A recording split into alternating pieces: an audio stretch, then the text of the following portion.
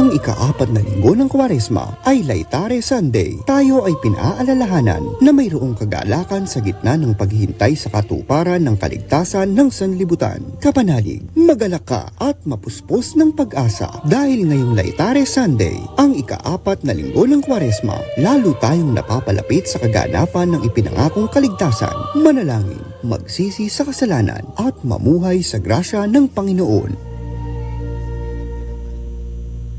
Ronda Veritas Report.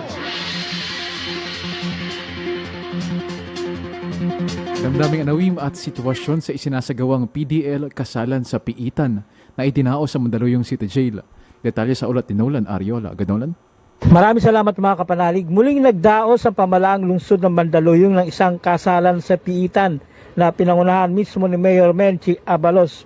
Nabatid na abot sa 26 na pares ng magkasintahan na kinabibilangan ng 26 na persons deprived of liberty o PDLs ang lumahok sa naturang mass wedding na dinaluhan din ng opisyal ng City Jail at mga konsyal ng lungsod. Isinagawa ang naturang mass wedding sa loob mismo ng Mandaluyong City Jail sa pamamahala ng City Civil Registry Department, katuwang ang Bureau of Jail Management and Penology Mandaluyong. Ayon kay Mayor Abalos, layunin ng pamalaang lungsod na bigyan ng pagkakataon ng mga PDL na gawing legal ang kanilang pagsasama. Kasunod nito ang mas madaling pagproseso ng legitimacy sa birth certificate na kanilang mga anak o magiging anak. Ang kasalan sa Piitan ay kabilang sa Reintegration Reformation Program ng pamalaang lungsod at ng City Jail para sa mga PDL na nagpapakita ng magandang record ng Good Conduct Time Allowance. Ang isang napakagandang alaala ang pag-ibig ng kailangan ng nakulong.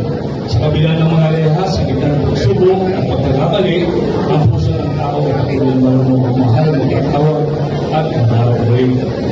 Mahalaga po kasi po sa 16 years na po namin nagsasama, dapat na po kami talagang ikasal kasi para sa mga anak na. Kung puso ko po tinanggap kasi po, pwede naman po mabigyan ng pangalawang pagkakataon para po sa mga anak namin. Hiling ko lang po sa kanya sana po magbago na siya. Wag niya nang hilingin na bumalik pa ulit dito once na makalabas po siya ng kulungan. Yan ang tinig ni Michelle. Mga kapanalig, isa sa advokasya ng Simbahang Katolika ay ang patatagin pa ang pagsasama ng mga pinag-isang dibdib. Para sa Veritas 846, ang radyo ng Simbahan, ako inyong kapanalig, Nolan Ariola, sumainyo ang katotohanan.